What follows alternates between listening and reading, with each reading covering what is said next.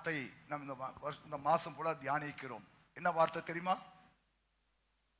என்ன வார்த்தை?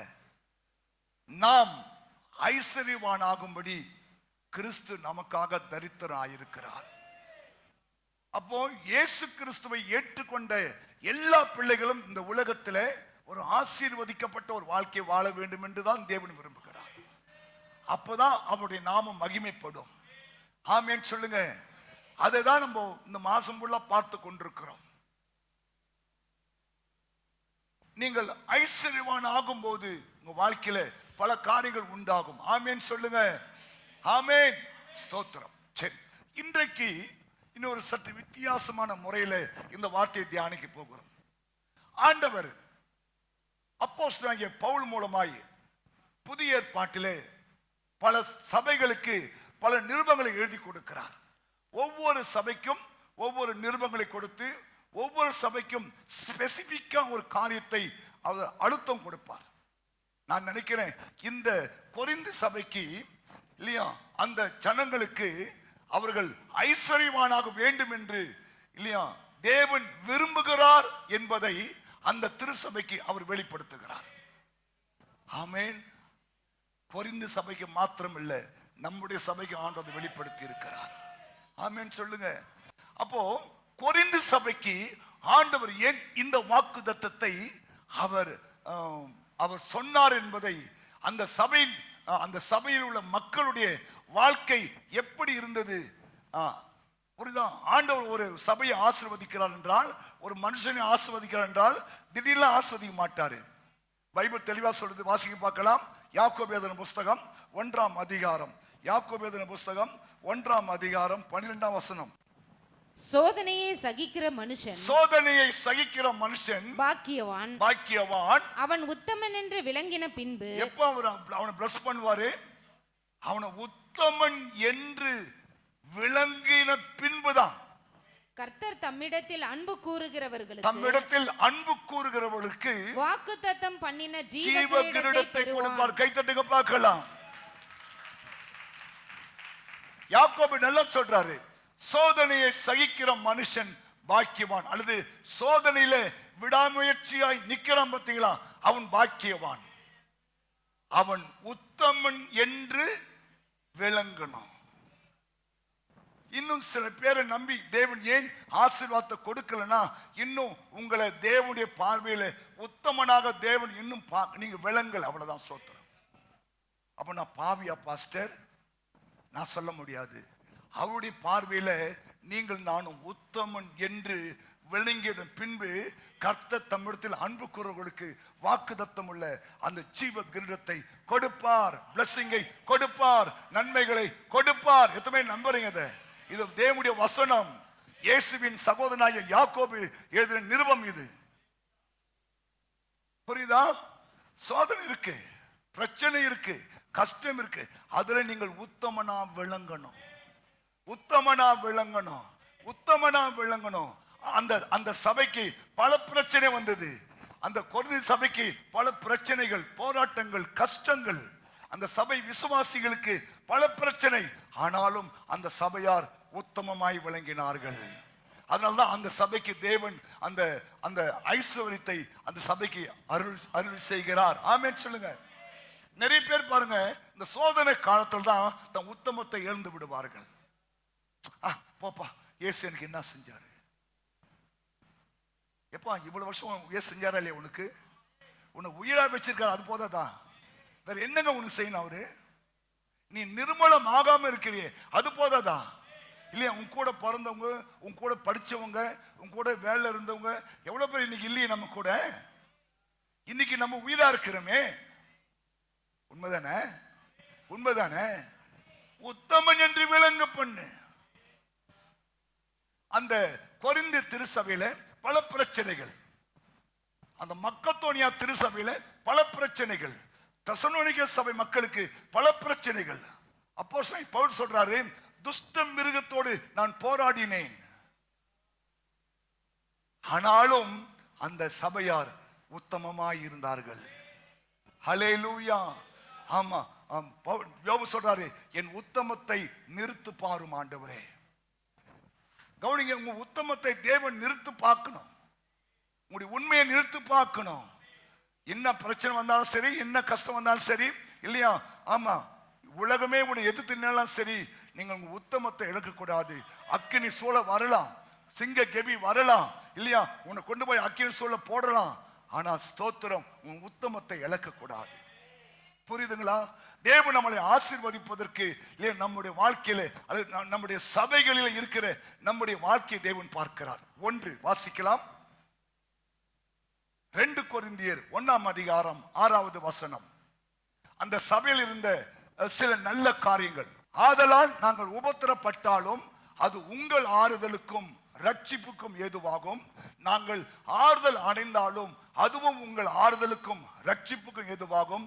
நாங்கள் பாடுபடுகிறது போல நீங்களும் பாடுபட்டு சகிக்கிறதுனாலே அந்த ரட்சிப்பு உங்களுக்கு பலன் செய்கிறது. ஆமென் சொல்லுங்க. புரியுதா? ரட்சிப்பு, இந்த ரட்சிப்பு என்ற வார்த்தையை திருசபை மறந்து விட்டது. கவனிங்க, ரட்சிப்பு என்றால்னா, ரட்சிப்பு என்பது ஒருவர் பாவ மன்னிப்பு அடைந்து கிறிஸ்துவுக்காக கிறிஸ்துவை பற்றி கொண்டு பரிசுத்த ஆவியானவரால் நடத்தப்படுவதற்கு அர்ப்பணிப்பதை தெரிவிக்கிறது. ரட்சிப்புனா என்ன? ரட்சிப்பட்டீங்களா? ரட்சிப்பட்டீங்களா? சரி, மட்டும் மண்டி ஆட்டிடும். ரட்சிப்புனா என்னம்மா? ரட்சிப்புனா எங்க பாஸ் என்னமோ சொன்னாரு. ரட்சிப்புனா எங்க பாஸ் என்னமோ சொன்னாரு. ரட்சிப்புனா எதிகோ? ரட்சிப்பு என்பது ஒருவர் பாவ மன்னிப்பு அடைந்து கிறிஸ்துவுக்காக கிறிஸ்துவை பற்றி கொண்டு பரிசுத்த ஆவியானவரால் நடத்தப்படுவதற்கு அர்ப்பணிக்கப்படுவதே ரட்சிப்பு. புரியுதா? கிறிஸ்துவுக்கா வாழணும், கிறிஸ்துவை பற்றி கொள்ளணும். ஆவியானவரால் நீ நடத்தப்படும் போது நீங்கள் உங்கள் ரட்சிப்பின் அனுபவம் உனக்குள்ள இருப்பதை தேவன் உறுதிப்படுத்துவார். ஆமென் சொல்லுங்க. ஹல்லேலூயா. சொல்றாரு, நான் உபத்திரப்பட்டாலும் அது உங்கள் ஆறுதலுக்கும் ரட்சிப்புக்கும் ஏதுவாக மாறும். நாங்கள் ஆறுதல் அடைந்தாலும் அதுவும் உங்கள் ஆறுதலுக்கும் ரட்சிப்புக்கும் ஏதுவாகும். நாங்கள் பாடுபடுகிறது போல நீங்களும் பாடுபட்டு, அதுதாங்க கிறிஸ்துக்காய் வாழ்வது. அதுதான் கிறிஸ்துக்காய் வாழ்வது. ஒரு வாழ்க்கை தான் அது, ரட்சிக்கப்பட்ட அந்த வாழ்க்கையா இருக்கணும். ஆமென் சொல்லுங்க. கர்த்தர் ஆபிரகாமை அழைத்தார். ஆபிரகாம் ஒரு விக்கிரக ஆராதனை குடும்பத்திலே பிறந்து வளர்ந்தார். தேவன் அவரை தெரிந்து கொண்டு நெகேமியா 9ஆம் அதிகாரத்தை சொல்றாரு. நெகேமியா 9ஆம் அதிகாரத்தை சொல்றாரு. அவரை தேவன் அழைத்ததுக்கும் ரட்சிப்பதற்கும் ஒரு காரியம் உண்டு. தேவனே சொல்லுகிறார், அவர் ஆபிரகாமை தெரிந்து கொண்டு அவனை ஊர் என்னும் கல்தேயரின் பட்டணத்தில் இருந்து புறப்பட பண்ணி அவனுக்கு ஆபிரகாம் என்று பேரிட்ட தேவனாய் கர்த்தர் நீர் அவன் இருதயத்தை உமக்கு முன்பாக உண்மை உள்ளதாக கண்டார். ஆமென் சொல்லுங்க. சும்மாலாம் தேவன் ஆபிரகாமை ஆசீர்வதிக்கல, அவன் இருதயத்தை பார்த்தாரு. இவன் உண்மை உள்ளவன்பா, இவன் உண்மையா இருப்பான்பா. கவனிங்க, நம்ம எல்லாரையும் தேவன் அப்படிதாங்க அழைக்கிறார், அப்படிதான் பார்க்கிறார். நம்ம தான் அந்த உண்மை விட்டு அப்படியே விலகி போய் கொண்டிருக்கிறோம். இந்த உலகம், மாமிசம், பிசாசு நம்மளை நெருக்கிறபடினால நாம் தேவனுடைய உண்மையிலிருந்து விலகி, இல்லையா, நம்ம இன்னைக்கு பிசாசு இடம் கொடுத்து விடுகிறோம். ஆனா ஆபிரகாமை தேவன் பார்த்து சொல்றாரு, அவன் இருதயத்தை பார்க்கிறாரு, அவனை உண்மை உள்ளவன் என்று தேவன் கண்டார். ஆமென் சொல்லுங்க. இன்னைக்கு நம்மகிட்ட அந்த உண்மை இருக்கா? அன்னைக்கு இருந்த உண்மை, தேவன் நம்மளை பிளஸ் பண்ண பிறகு வந்த உண்மை. அன்னைக்கு ஒண்ணுமில்லா சூழ்நிலை நம்ம உண்மையா இருந்திருப்போம். ஆனா இன்னைக்கு நம்மளை தேவன் ஆசீர்வதித்த பிறகு நாம் அவருக்கு உண்மையா இருக்கிறோமா? நாம் அவருக்கு உண்மையா இருக்கிறோமா? ஆசீர்வாதம் வந்த பிறகு நம்ம விட்டு உண்மை போயிடுச்சு, ஜபம் போயிடுச்சு, இல்லையா? இன்னைக்கு நான் வாசித்தேன். இன்னைக்கு நீதிமொழி 26ஆம் அதிகாரத்துல ஒரு வசனம் எனக்கு ரொம்ப டச் பண்ணுச்சு. படுகுழியை வெட்டுகிறவன் தான் வெட்டின குழியை தானே விழுவான். படுகுழியை வெட்டுகிறவன் தான் வெட்டின குழியை தானே விழுவான். கல்லை புரட்டுகிறவனுக்கு அந்த கல் திரும்ப விழுந்துரும். அப்போ ரட்சிக்கப்பட்ட பிள்ளைகள் தேவனை ஏற்றுக்கொண்ட பிள்ளைகள் இல்லையா தெய்வத்துக்கு முன்பாக உண்மையா இருக்கணும். படுகொலி வெட்டுறது, கல்லை புரட்டுறது இல்லையா, பில்டிங்கை புரட்டுறது இல்லையா, மக்களை புரட்டுறது இதெல்லாம் செய்யக்கூடாது. ஆபரம் என்னைக்காவது செஞ்சலாம் பாத்தீங்களா? அவங்க அண்ணன் தம்பிகள் சண்டை வந்துட்டு அப்படி சொல்றான், நீ கிழக்கு போனா நான் மேற்கு போறேன்ப்பா, நான் மேற்கு போனா நீ கிழக்கு போப்பா. நம்ம சகோதரர்கள் நமக்கு வாக்குவாதம் வேண்டாம் இல்லையா, நமக்குள்ள சண்டை வேண்டாம். இதுதாங்க ஆபிரகாமை தேவன் ஆசீர்வதித்தார். ரட்சிக்கப்பட்டவனுக்கு இதுதான் அழகு. நீங்களும் உலகத்தோட உலகமா இல்லையா? ஆமா, ஒரு அடி இடத்துக்காக சண்டை போடக்கூடாது. ஒரு அடி இடத்துக்காக, அரை அடி இடத்துக்காக இல்லையா, அண்ணன் தம்பிங்க சண்டை போடக்கூடாது. பணத்துக்காக சண்டை போடக்கூடாது, சொத்துக்காக சண்டை போடக்கூடாது. நம்ம ஒன்னும் கொண்டு போக போறது இல்லை இல்லையா? ஏதாவது கொண்டு போவீங்களா? ஒன்னும் கொண்டு போக முடியாது. எத்தனை லட்சம் கோடி இருந்தாலும் சரி விட்டுட்டு தான் போகணும். ஒரு ரட்சிப்பின் அனுபவம் நமக்குள்ள இருக்கணும். நம்ம பேச்சில, மூச்சில, சொல்லுல, செயலில நீங்க கலந்திருக்கீங்கப்பா.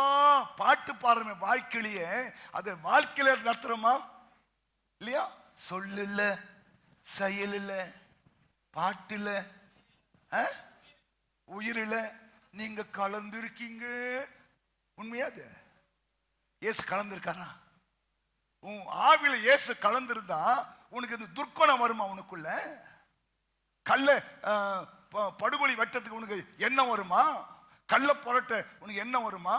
ரட்சிப்பின் அனுபவம், மனம் திரும்பின அனுபவங்க, பாவ மன்னிப்பின் நிச்சயம் இருக்கு நமக்குள்ள.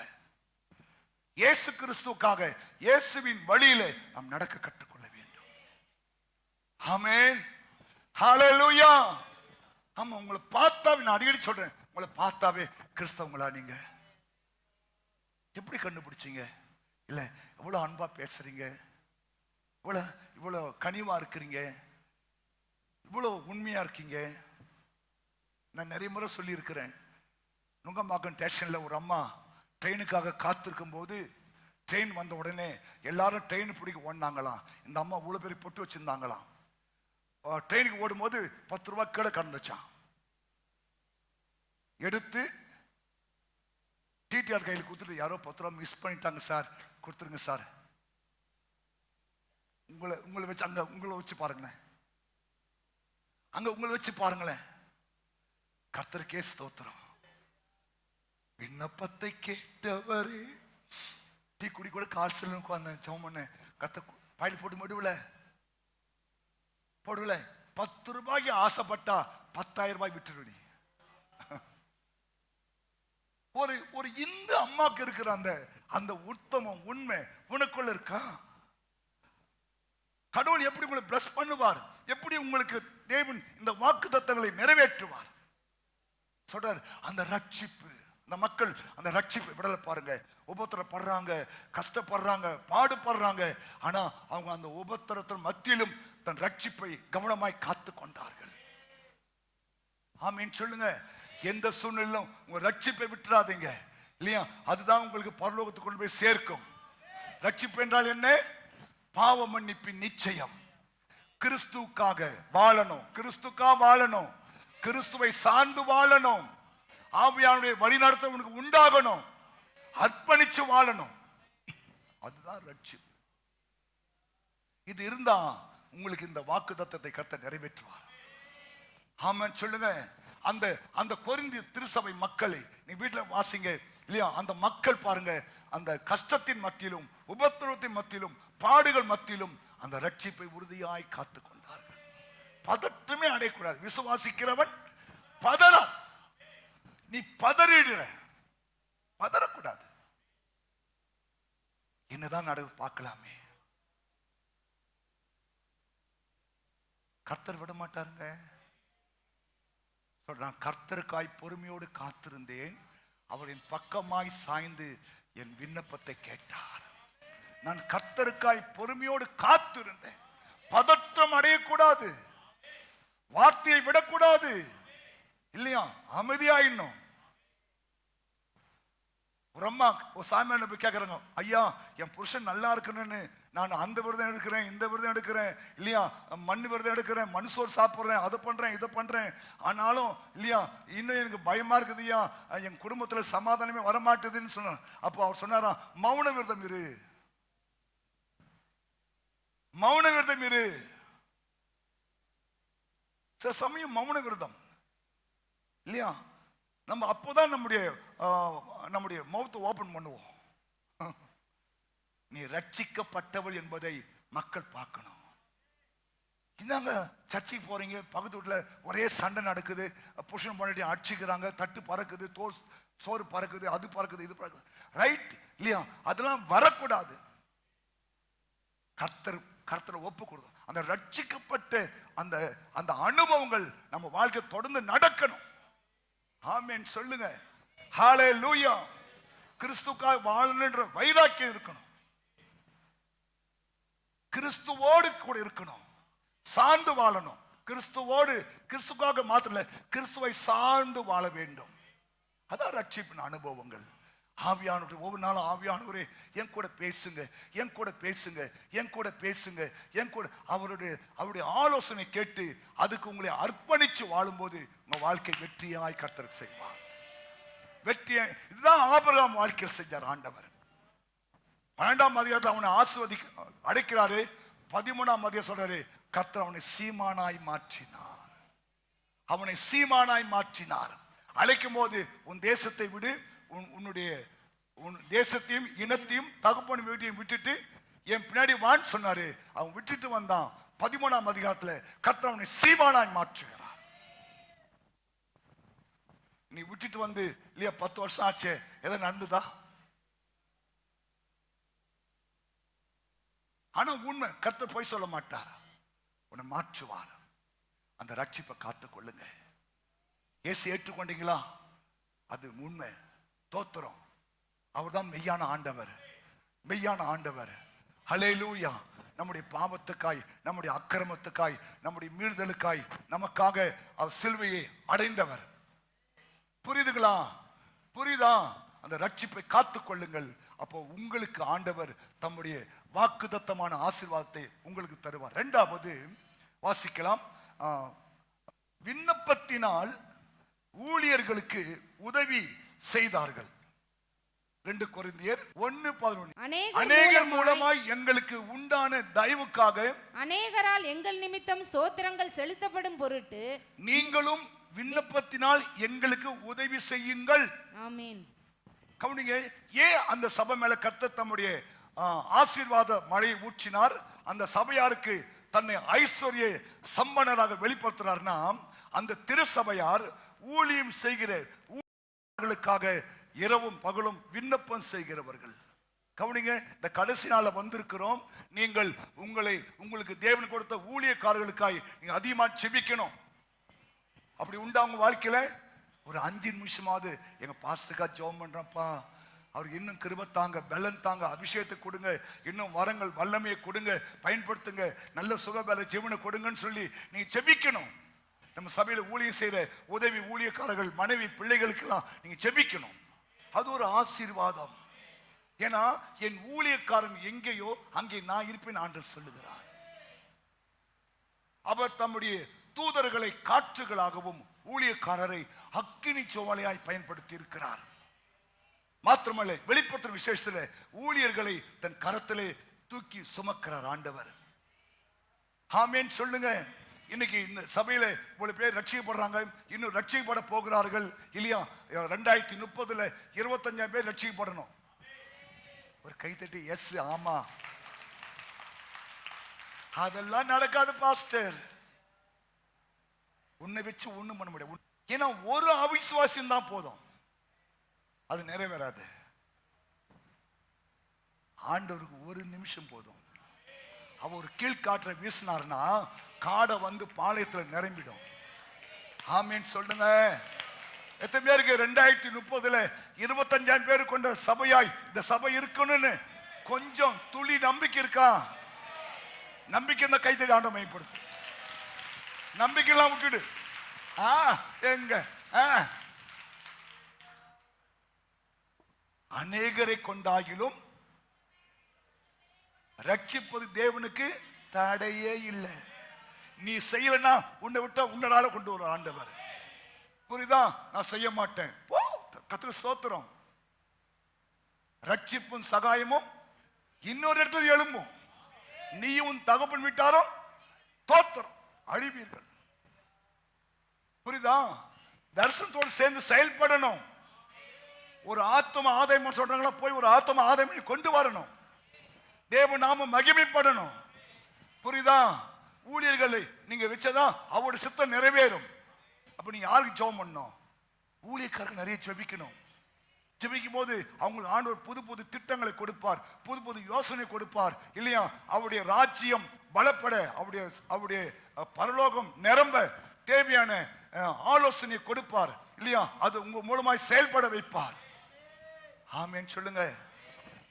போன வாரம் நம்ம சென்னையில ஏஜி சபை ஓபன் பண்ணாங்க. எத்தனை பேர் பார்த்தீங்க டிவில? நான் பார்க்கவே இல்லை பாஸ்டர், டைமே இல்லை பாஸ்டர். எப்போ எதையோ பார்க்கறியே இல்லையா? ஏற்குறைய பிரம்மாண்டமான ஒரு 25,000 பேர் உட்கார திருசபையை கட்டியிருக்காரு பாஸ்டர் மோகன். போய் பார்த்துட்டு வா. டிவில வந்து போடுறாங்க பாரு, யூடியூப்ல வந்து பாரு, இதெல்லாம் பாருப்பா. விசுவாசம் பெருகும். ஆமா, விசுவாசம் எப்ப பெருகும்? காண்பதினால், கேட்பதினால், உணர்வதினால். ஆமென் சொல்லுங்க. அவருக்கு செய்த ஆண்டவர் எனக்கு செய்வார் என்ற நம்பிக்கை அப்ப வரும். ஆமென். ஜெபம் பண்ணுங்க. ஊழியர்க்கா ஜெபம் பண்ணுங்க. ஊழியர்க்கா ஜெபம் பண்ணுங்க. இந்த திருசபை பாருங்க, ஒரு விசேஷ கிருபை என்னன்னா, அவங்க தேவனுடைய ஊழியக்காரக்கா ஜெபம் பண்ணுவாங்க. அப்போஸ்தலன் பவுல் அடிக்கடி சொல்வாரு, எங்களுக்கா ஜெபம் பண்ணி கொள்ளுங்கள். நாங்கள் யோக்கியமாய் நடக்கிறதுக்கு எங்களுக்கா ஜெபம் பண்ணுங்க. நாங்கள் உண்மையாய் நடக்க எங்களுக்கா ஜெபம் பண்ணுங்க. நாங்கள் சுவிசேஷத்தை சொல்ல தேவன் திறந்த வாசலை உண்டாக்க எங்களுக்கா ஜெபம் பண்ணுங்க. புரியுதா? அப்ப அந்த திருசபையார் ஊழியர்க்காக, ஊழியக்காரனுக்காக ஜெபிக்கிற சபையார் வாசிக்கலாம். 2 கொரிந்தியர் 1ஆம் அதிகாரம் 8 முதல் 11 வசனங்கள். ஆகையால் சகோதரரே, ஆசியாவில் எங்களுக்கு நேரிட்ட உபத்திரவத்தை நீங்கள் அறியாதிருக்க எனக்கு மனசில்ல. என்னவெனில், அப்ப அந்த திருசபையாருக்கு அவங்க பட்ட கஷ்டம் தெரிகிறது. பிழைப்போம் என்கிற நம்பிக்கை, பிழைப்போம் என்ற நம்பிக்கையை அற்று போகத்தக்கதாக எங்கள் பலத்திற்கு மிஞ்சின அதிக பாரமான வருத்தம் எங்களுக்கு உண்டாயிற்று. நாங்கள் எங்கள் மேல் நம்பிக்கையாய் இராமல் மரித்தோரை எழுப்புகிற தேவன் மேல் தன்னம்பிக்கையாய் இருக்கத்தக்கதாக மரணம் வரும் என்று நாங்கள் எங்களுக்குள்ளே நிச்சயித்திருந்தோம். அப்படிப்பட்ட மரணத்தினின்றும் அவர் எங்களை தப்புவித்தார். எப்படி? சபையார் அவருக்கு ஊக்கமா ஜெபம் பண்றாங்க. ஆண்டவரே, அப்போஸ்தலன் பவுலுக்காக ஜெபிக்கிறேன். ஆசியா கண்டத்துல அவருக்கு இப்படி பிரச்சனை சொல்றாங்க, இப்படி போராட்டம் சொல்றாங்க இல்லையா? துஷ்ட மிருகத்தோட போராடி கொண்டிருக்கிறான்னு சொல்றாங்க. இயேசுவேன்னு சொல்லி அந்த திருசபை என்ன பண்ணிருப்பாங்க? கையை உயர்த்திருப்பார்கள். ஆமா சொல்லுங்க, ஆமா சொல்லுங்க. அப்படி ஜெபம் பண்ணும் போது சொல்றாரு பாருங்க, நாங்கள் மரணத்திலிருந்து அவர் எங்களை தப்புவித்தார், இப்போதும் தப்புவிக்கிறார், இன்னும் என்று நாங்கள் நம்பி இருக்கிறோம். கவனிங்க, எங்க நம்பிக்கை நீங்க, உங்க நம்பிக்கை நாங்க. ஆமென் சொல்லுங்க. ஆமா, நீங்க ஜெபிக்கணும். ஏன் அந்த திருசபை மேல கர்த்தர் தம்முடைய ஐஸ்வரியத்தை கொடுத்தார்னா, அந்த திருசபையார் தேவனால் தெரிந்து கொள்ளப்பட்ட ஊழியர்களுக்காக இல்லையா ஜெபிக்கிறார்கள். எங்களுக்கு கஷ்டம் வருமா வராதா? வருமா வராதா? உனக்கு வருதா? உனக்கு வருதா? எங்களுக்கு வருமா? எங்களுக்கு வருமா? சரி, இப்போ நாங்கள் எங்கே போவோம்? இப்போ நீனா எங்கிட்ட வருவேன், பாஸ்டர் நாங்கள் எங்கே போவோம்? நாங்கள் அங்கே போவோம். அவர் சொல்வாரு அங்கே போ. நீங்க எங்கிட்ட வருவீங்க, நாங்கள் அங்கே போவோம். அவர் சொல்வாரு அங்கே போ. அப்போ நீங்க தான் என்ன பண்ணணும்?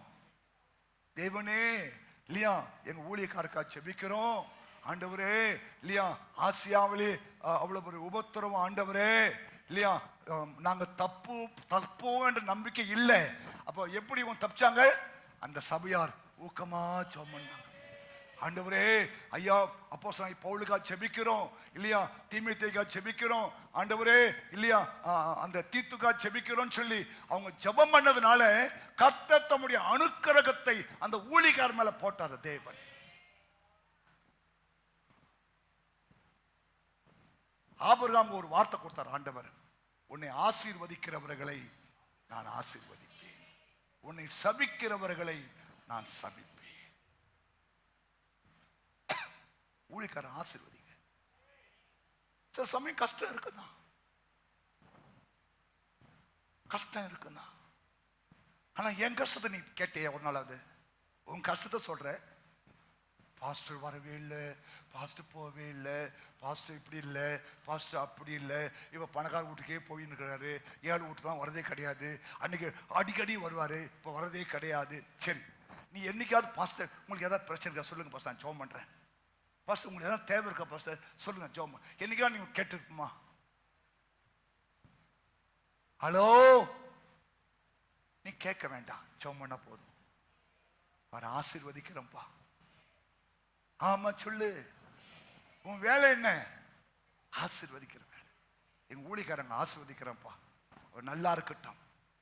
திட்டினா கூட என்ன பண்ணுவாரு, ரெண்டு வார்த்தை சொல்லுவாரு இல்லையா, ஆமா ஸ்தோத்திரம், புரிஞ்சுட்டான் புரிஞ்சுட்டான். அப்போ கவனிங்க, அவ்வளோ கஷ்டத்தின் மத்தியில் இருந்து கர்த்தன் அப்போஸ்தலனாகிய பவுலையும் அந்த ஊழியக்காரனை மீட்டதுக்கு காரணம் அந்த திருசபையார் அவருக்காய் ஊக்கமா ஜெபம் தான். ஆமென் சொல்லுங்க. ரெண்டாவது 1 கொரிந்தியர் 5:31-32 வாசிக்கலாம். 1 கொரிந்தியர் 15:31-32. நான் அனுதினமும் சாகிறேன். ஏன்? ஒரு ஊழியக்காரன் வாழ்க்கை தெரியுமா? டெய்லி செத்து செத்து பிழைக்கிற வாழ்க்கை தான். இந்த பக்கம் ஒரு போராட்டம், இந்த பக்கம் ஒரு போராட்டம், இந்த பக்கம் ஒரு போராட்டம், இந்த பக்கம் பொண்டாட்டி, இந்த பக்கம் புள்ள, இந்த பக்கம் சொந்தக்காரங்க, இந்த பக்கம் அவன் சோத்திரம், அதன் மத்தியில் விசுவாசிங்க இல்லையா தோத்திரம். நான் அனுதினமும் சாகிறேன். யார் சொல்றா? இயேசுவை முகமுகமாய் சந்தித்த பவுல் சொல்றார். அதை நம்முடைய கர்த்தராகிய இயேசு கிறிஸ்துவினால் உங்களை குறித்து நான் பாராட்டுகிற மேன்மை கொண்டு சத்தியமாய் சொல்லுகிறேன். நான் எபேசுவிலே துஷ்ட மிருகத்தோடு போராடினேன் என்று மனுஷர் வழக்கமாய் சொல்லுகிறேன். அப்படி போராடினதினாலே எனக்கு பிரயோஜனம் என்ன? மரித்தோர் உயிர்த்தெழாவிட்டால் புசிப்போம் குடிப்போம் நாளைக்கு சாவோம் என்று சொல்லலாமே. கவனிங்க, ஊழியக்காரனுக்கு பிரச்சனைகள் ஜாஸ்தி. துஷ்ட மிருகங்கள், மனிதர்கள் இல்லையா, பிசாசுடைய எதிர்ப்புகள், பிசாசுடைய தாக்குதல்கள் எல்லாமே உண்டாக ஆரம்பிக்கும். கருணாமூர்த்தி நாடகம் போட்டு போறியா? புது ஆத்துமாக்களுக்கு இதை போட போறியா? வா வா வா. புரியுதா? உனக்கு பிரச்சனை இல்லை. நாங்க இப்படி புது ஆத்மா ரட்சிக்கப்படுவதற்காக பல திட்டங்களை பல காரியங்களை சொல்லி செய்து நாங்கள் செயல்படும் போது அவன் அந்த பிசாசு துஷ்ட மிருகங்களை அனுப்புவான், துஷ்ட மனுஷர்களை அனுப்புவான், துஷ்டமான மக்களை அனுப்புவான், எழுப்புவான். நீங்க ஜெபம் பண்ணும்போது அதெல்லாம் அடங்கிடும்.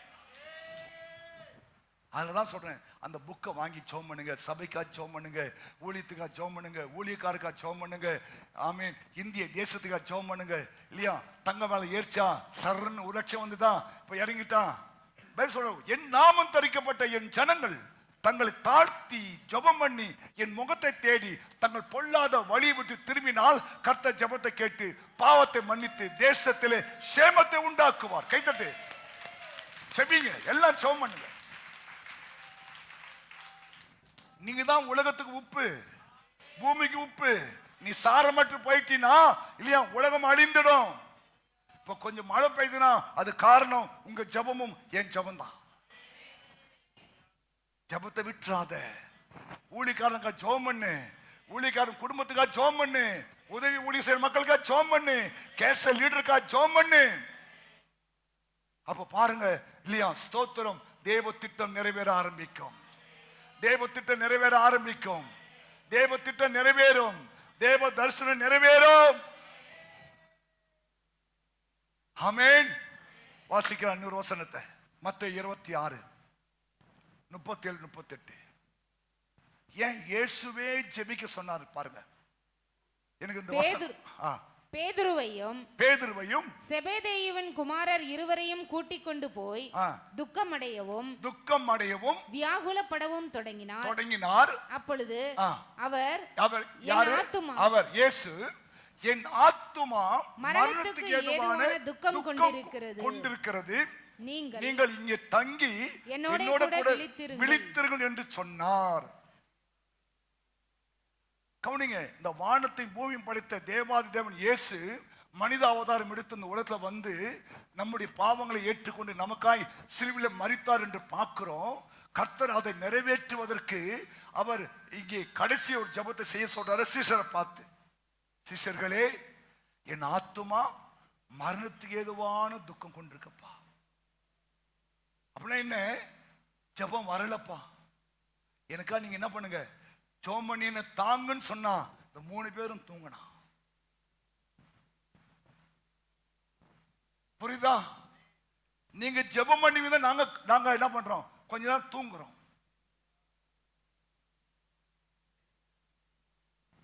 எவ்வளவு திருசபையில நல்ல மேய்ப்பன் இல்ல. கர்த்தர் இந்த நாள் வரைக்கும் உங்களுக்கு என்ன வச்சுக்கிறாருன்னா, கர்த்தர் தோத்திரம் போடு சொன்னார் இயேசு. என் ஆத்துமா மரணத்துக்கு ஏதுவாய் துக்கம் கொண்டிருக்கிறது, நீங்க எனக்கா ஜெபம் பண்ணுங்க. ஆமா சொல்லுங்க, ஹல்லேலூயா. ஜெபம் ஏன் அந்த திருசபை ஆண்டு ஆசீர்வதிச்சாரு? ஜெபித்தார்கள், ஊழியர்க்கா ஜெபித்தார்கள். ஆமென். மூன்றாவது 2 கொரிந்தியர் 1ஆம் அதிகாரம் 24வது வசனம். உங்கள் விசுவாசத்திற்கு நாங்கள் அதிகாரிகளாய் இராமல் உங்கள் சந்தோஷத்திற்கு சகாயராய் இருக்கிறோம். விசுவாசத்தினாலே நிலை நிற்கிறீர்களே. விசுவாசத்தினாலே நிலை நிற்கிறீர்களே. அண்டர்லைன் பண்ணிக்க அந்த வசனத்தை. அந்த திருசபைக்கு பல பிரச்சனை, போராட்டம், கஷ்டம், துன்பம் வந்தாலும் அந்த திருசபையார் விசுவாசத்திலே நிலை நிற்கிறார்கள். கைத்தட்டுங்க பார்க்கலாம். கவனிங்க, உங்க விசுவாசம் எந்த தீய சக்தியும் அசைக்க கூடாது. ஆமென் சொல்லுங்க. ஆமா, ஆண்டவர் சொன்னாரு, இயேசு கிறிஸ்து அந்த 7ஆம் அதிகாரத்துல கன்மலை மேல் கட்டப்பட்ட வீடு பெருவெள்ளம் வந்தது, பெருங்காற்று வந்தது, வீசிச்சு மோதிச்சு, ஆனா விடல. ஏனென்றால் மணல் மேல் கட்டப்பட்ட வீடு, அதே பிரச்சனை வந்தது, ஆனா விழுந்துட்டு. காரணம் என்ன? வசனத்தின் மேல் கட்டப்பட்டிருக்கிறது. உங்க வாழ்க்கை, என் வாழ்க்கை இல்லையா, வசனமாகிய அந்த விசுவாசத்துல, விசுவாசம் என்கிற கேடகம். விசுவாசம் என்பது நமக்கு ஒரு கேடகம். வசனம் எங்க இருக்கணும்? இருதயத்துக்குள்ள இருக்கணும். அதுதான் உங்களை நிக்க வைக்கும், அதுதான் உங்களை ஜெபிக்க வைக்கும், அதுதான் உங்களை செயல்பட வைக்கும். ஆமென் சொல்லுங்க. புரியுதா? அந்த விசுவாசம் விடக்கூடாது. விசுவாசம் போயிட்டா எல்லாமே போயிடும். விசுவாசம் போயிட்டா எல்லாம் போயிடும். மனுஷகுமாரன் வரும்போது உங்ககிட்ட விசுவாசத்தை தான் காண்பார். புரியுதுங்களா? இந்த கடைசி நாட்கள்ல விசுவாச துரோகம் முன்னாடி வரும்னு சொல்றாரு. விசுவாச துரோகம் முன்பாக வரும். ஒரு நாள் நீங்கள் விசுவாச துரோகத்தை இடம் கொடுத்துடக்கூடாது, விசுவாசத்தை விடக்கூடாது. கடைசி மூச்சு இருக்க வரைக்கும் உங்க விசுவாசத்தை காத்து கொள்ளுங்க. ஆமென் சொல்லுங்க. ஏன்னா இதுதான் உங்களை செயல்பட வைக்கும், இதுதான் உங்களை செயல்பட வைக்கும். ஹல்லேலூயா. யோபு சொன்னார் இல்லையா, வாசிக்கலாமா? 13ஆம் அதிகாரத்தை சொல்றாரு, அவர் என்னை கொன்று போட்டாலும் அவர் மேல் நம்பிக்கையா இருப்பேன், ஆனாலும் என் வழிகளை அவருக்கு முன்பாக ரூபகாரம் பண்ணுவேன். அவரே என் ரட்சிப்பு, மாயக்காரனோ அவர் சந்நிதியில் சேரான். மாயக்காரன் அவர் சந்நிதியில் வரமாட்டான். விசுவாசம் இருக்கிறவங்க வருவாங்க. சொல்றாரு, அவர் என்னை கொன்று போட்டாலும். சகோதரா, சகோதரியை, தம்பி, தங்கச்சி, அவர் உன்னை கொன்று போட்டாலும் நான் அவர் மேல சொல்லுங்க, உங்க திருவாய் திறந்து அவன் நம்பிக்கையா இருப்பேன், அவன் நம்பிக்கையா இருப்பேன். அதான் விசுவாசத்தை நிலை நிற்கிறீர்களே. சும்மாலாம் இயேசு ஒரு சபையை ஆஸ்வதிக்க மாட்டாரு. ஒரு சபையை தேவன் ஆசீர்வதிக்கிறார்னா அந்த சபையார் இல்லையா, இன்பத்திலும் துன்பத்திலும் வாழ்விலும் தாழ்விலும் சுகத்திலும் சுகவீனத்திலும் மரணம் நம்மை பிரிக்கிற வரைக்கும். புரிஞ்சுட்டீங்களா? இதை 8:30 ரோமர் 8:30 சொல்றாரு, உயர்வானாலும் தாழ்வானாலும் எதுவும் என்னை தேவனுடைய அன்பை விட்டு பிரிக்க கூடாது. நாளைக்கே உன் கையில் ஒரு 10 கோடி வந்தாலும் ஸ்தோத்திரம், அவ்வளவுதான். அது உன்னை பிரிக்க கூடாது. கிறிஸ்துவின் அன்பை விட்டு நம்மை பிரிப்பவன் யார்? உபத்திரவமோ, வியாகுலமோ, துன்பமோ, பசியோ, நிர்வாணமோ, நாசமோசமோ, பட்டயம், இவை எல்லாவற்றிலேயும் நாம் நம்மில் அன்பு கூறுகிறவராலே முற்றிலும் ஜெயம் கொள்ளுகிறவர்களாய் இருக்கிறோமே. மரணம் ஆனாலும் ஜீவன், தேவ தூதர்களானாலும் அதிகாரங்களானாலும் வல்லமைகளானாலும் நிகழ்காரியங்களானாலும் வருங்காரியங்களானாலும் உயர்வானாலும் தாழ்வானாலும் வேறு எந்த சிருஷ்டியானாலும் நம்முடைய கர்த்தராகிய இயேசு கிறிஸ்துவின் அன்பை விட்டு நம்மை பிரிக்க மாட்டாது என்று அதுதான் விசுவாசம். அதுதான் விசுவாசம். இதுக்காக நீ ஜெபம் பண்ணு, ஆண்டவரே நான் எந்த சூழ்நிலும் இல்லையா ஆண்டவரே அந்த நம்பிக்கை விட்டக்கூடாதப்பா. செபி, புரியுதா? உயர்வானாலும் சரி தாழ்வானாலும் சரி வேற எந்த சிருஷ்டியா இருந்தாலும் சரி உங்க அன்பை விட்டு என்னை யாரும் பிரிக்கூடாது ஆண்டவரேன்னு தீர்மானம். அதான் விசுவாசம். அந்த சபை மேல கர்த்தர் தம்முடைய ஆசீர்வாத மழையை ஊற்றுவார். சின்ன காத்து, எங்கம்மா ஆளை காணோம்? சின்ன காத்து, என்ன காத்து? அவர் எங்கிட்ட பேசவே இல்லை. பேச போறோம் விடு. என்னவாச்சு? நான் ஜுரம் வச்சுது, என் கேஸ்ல வந்து என்ன பார்க்கவே இல்லை. பார்த்தேன்னா அவ வந்து அவன் ஜுரத்தை வாங்கி போறாளா? உயர்வானாலும் சரி தாழ்வானாலும் சரி என் தேவன் இருக்கார்ப்பா. ஆமென் சொல்லுங்க. என் தேவன் இருக்கிறார், என் தேவன் இருக்கிறார், என் தேவன் இருக்கிறார். இல்லையா? நீ நாம் அது நிச்சயித்திருக்கணும். உனக்குள்ள அந்த நிச்சயம் வரணும், நிச்சயம் வரணும். இல்லையா? ஆமா, சின்ன சின்னதுக்கெல்லாம் எனக்கு Jesus 2, what do you mean 2? கா பேச மாட்டான் ஆண்டவரே. போ, நீ பேசி அவருக்கு லாபம் வரப்போதா? நீ பேசலாம் அவருக்கு நஷ்டம் வரப்போதா? நீ தான் கெட்டு கெட்டு நீ வாயாலே சொல்லிக்கும். இயேசுநாதருக்கு உன்னால எந்த லாபமும் கிடையாது, நஷ்டமும் கிடையாது. ஆமா சொல்லு. ஊழியம் செஞ்சா உனக்கு மேல கொஞ்சம் கிருபை பாராட்டுவார். ஆத்மா ஆதாயம் பண்ணா ஏதோ கொஞ்சம் கிருபை வைப்பாரு. ஒண்ணுமே செய்யலன்னா உன்னால அவருக்கு எந்த லாபம் இல்லைன்னா தூட்டு போய் போ போ.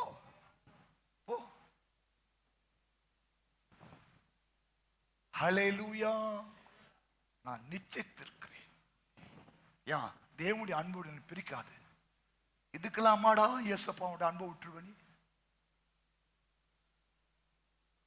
பாட்டு பண்ணல, அழியாமல் அணைத்து கொண்டீர். உன்னை மட்டும் கட்ட ஒரு குறை வச்சு படிச்சுன்னா உன் கதை எப்படி இருக்கும் கொஞ்சம் இல்லையா? ஒரு கண்ணு ஒரு நொல்லையா வச்சுட்டு வச்சுக்கோ, 2 பல்லு இல்லைன்னு வச்சுக்கோ, இல்லையா? உன் தலையில முடியலன்னு வச்சுக்கோ. என்ன சொல்றாரு அவரு? அழியாமல் அணைத்து கொண்டீர், இல்லையா? குறைவில்லாமல் காத்தீங்களப்பா. உங்களை நீங்க உலகத்துல பாக்குறீங்களே, கை இல்ல கால் இல்ல குஷ்டரோகம், ஆமேன் இல்லையா? ஸ்தோத்திரம். ஆனா கர்த்தர் உன்னை ஒரு குறை இல்லாம உன்னை உண்டாக்கி வச்சிருக்கிறாரே, நீ அவருக்கு டூ விட்டுருவியா? அவர் விட்டவன் கதை என்னத்துல ஆகும்?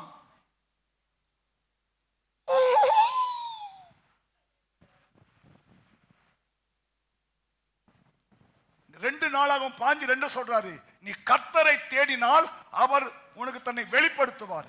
நீ அவரை விட்டுட்டா அவரும் உன்னை விட்டுடுவார். அவர் விட்டுட்டாலும் கதை என்னாகும் யோசித்து பாரு.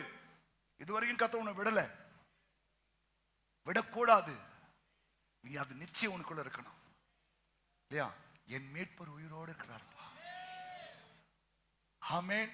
யார் பேசினா எனக்கு என்ன? பாஸ்டர் என்கிட்ட அந்த அம்மா பேச தோத்திரம் போடு, இவர் என்கிட்ட பேச தோத்திரம் போடு. பேசினா ஒரு 1000 ரூபாய் வருமா உனக்கு? இல்ல நான் உன்கிட்ட பேசினா உனக்கு 1000 ரூபாய் வருமா? அவர் பேசினா உனக்கு நன்மை உண்டாகும். அவரோடு பேசு. சில சமயம் தேவனே சில சமயம் கட் பண்ணே இருப்பாரு. சில ஆட்களை விட்டுடு. ஏன்னா உனக்கும் அவருக்கு இருக்கிற உறவை அவர் மெயின்டைன் பண்ண விரும்புகிறார். அதற்கு இந்த அம்மா தப்பா கட் பண்ணுவாரு, இந்த அம்மா தப்பா கட் பண்ணுவாரு. ஏன் நீ கனி கொடுக்கணும், உன் கனி நிலைச்சிருக்கணும். அதுக்காக தான் ஆண்டவர் என்ன பண்றாரு? களையை பிடுங்குறாரு, களை எடுக்கிறார் ஆண்டவர். புரியுதா? கஷ்டமா தான் இருக்கும், ஆனா களை எடுத்த பிறகு ஓஹோன்னு வளருவேன். அப்ப அந்த திருசபை மக்கள் பாருங்க, விசுவாசத்திலே நிலைத்திருக்கிறார்கள். இன்னொரு வார்த்தை வாசிக்கலாம். 2 கொரிந்தியர் 2ஆம் அதிகாரம் 9ஆம் வசனம். நீங்கள் எல்லாவற்றிலேயும் கீழ்ப்படிந்து இருக்கிறீர்களோ என்று. அந்த திருசபைக்கு ஒரு பெரிய பிளஸிங். அந்த திருசபையார் தேவன் சொல்ற எல்லா காரியத்துக்கும் அப்படியே கீழ்ப்படிவாங்க. நம்ம செய்யறோமா?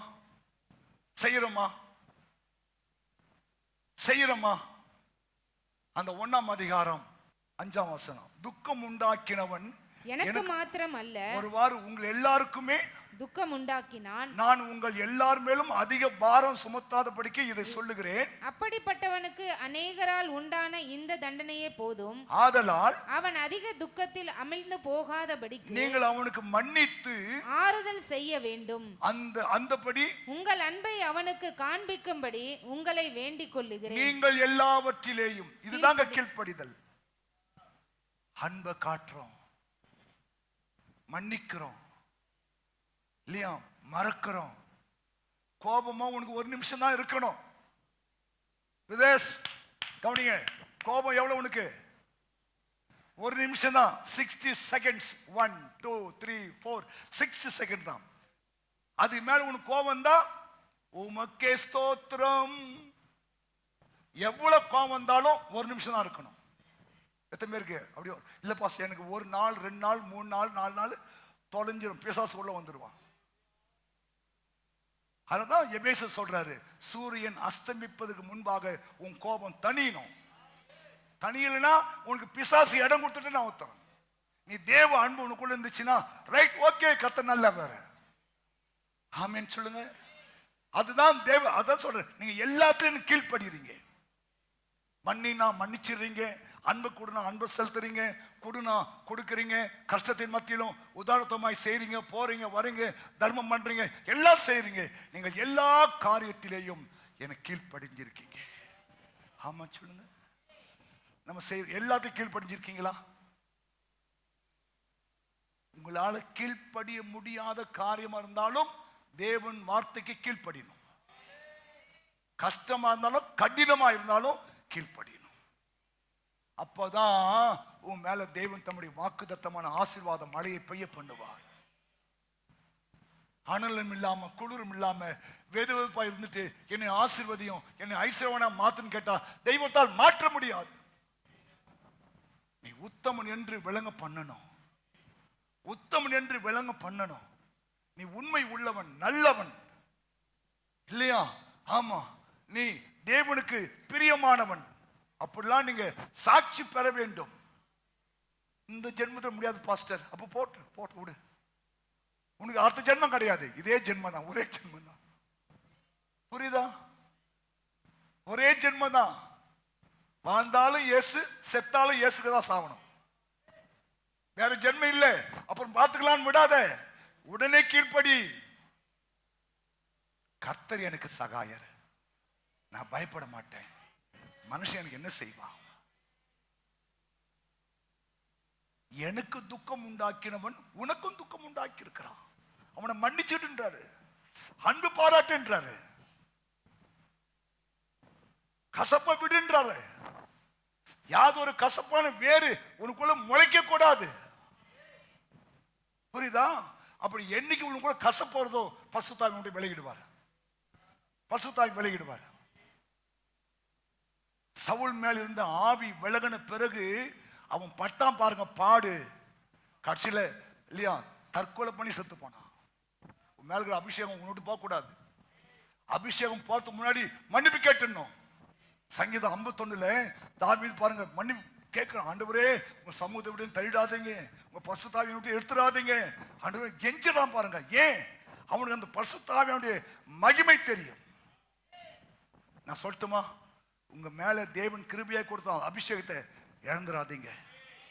இழந்துட்டான் கடைசியில இல்லையா, சவுல் மேல இருந்த ஆவி விலகுச்சு, அசுத்தாவி அவனுக்குள்ள வந்துட்டு அழகழிச்சது பாருங்க. அவனை இயேசு விட்டுட்டான், தெய்வத்தை விட்டுட்டான், மந்திரவாதி தேடி போக ஆரம்பிச்சிட்டான். கடைசியில் அவன் வாழ்க்கையே முடிஞ்சு போய் குடும்பமே காலி ஆயிட்டு. குடும்பமே காலி.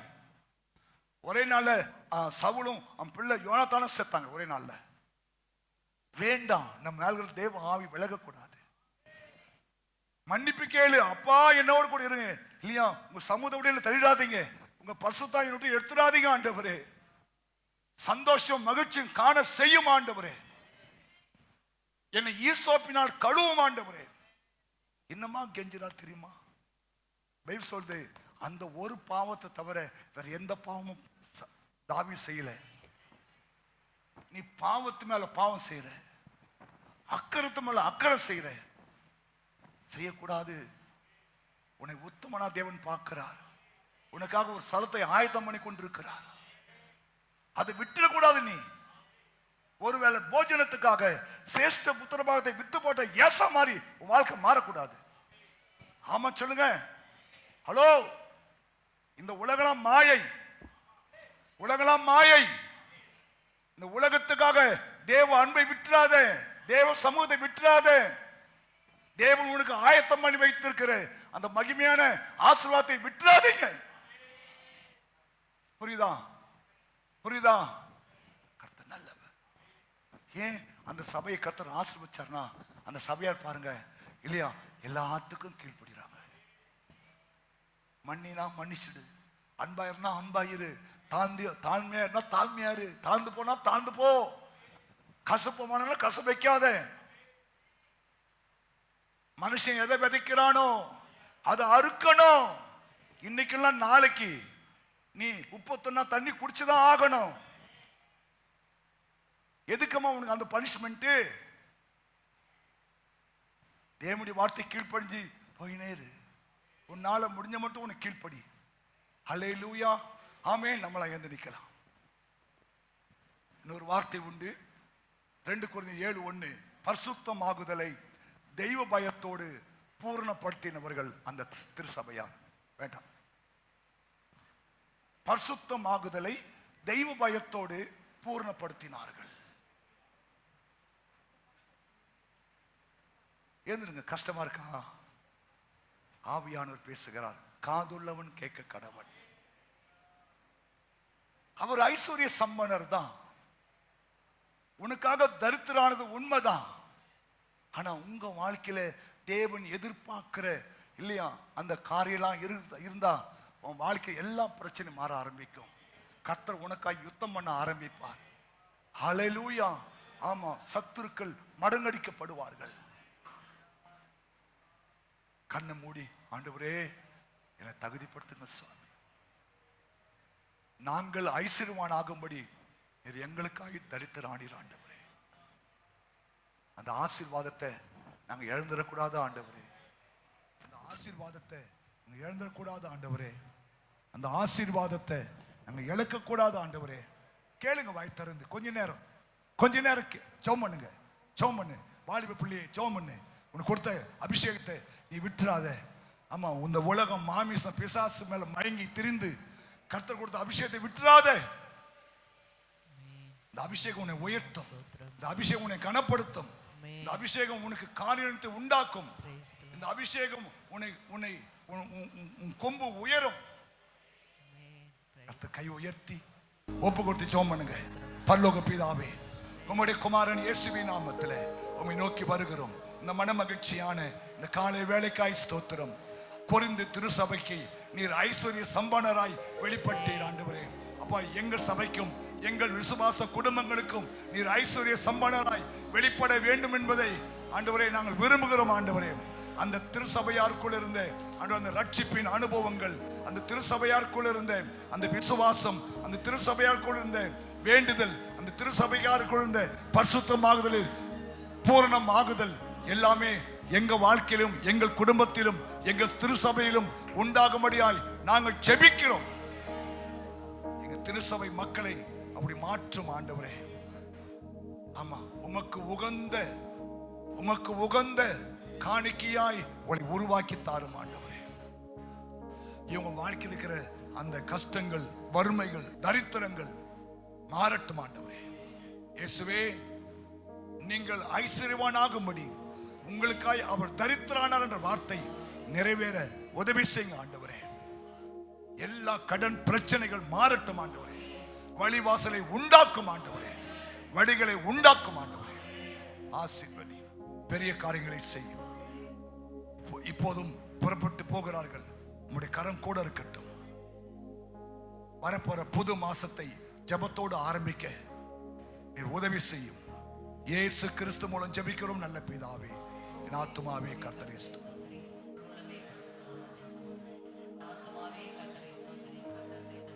நம்முடைய பிதாவாகிய தேவனுடைய அன்பும் கர்த்தராகிய இயேசு கிறிஸ்துவின் கிருபையும் பரிசுத்த ஆவியானுடைய ஐக்கியமும் இப்போதும் எப்போதும் சதா காலமும் அவருடைய வருகை மட்டுமே நம்மை காத்துக் கொள்வாராக. கர்த்தர் உன்னை ஆசீர்வதித்து உன்னை காக்க கடவர். கர்த்தர் தம்முடைய முகத்தை உன்மேல் பிரகாசிக்க பண்ணி உன்மேல் கிருபையா இருக்க கடவர். கர்த்தர் தம்முடைய முகத்தை உன்மேல் பிரசன்னமாக்கி உனக்கு சமாதானம் கட்டளையிட கடவர் என்பதே. ஆமென். ஹல்லேலூயா.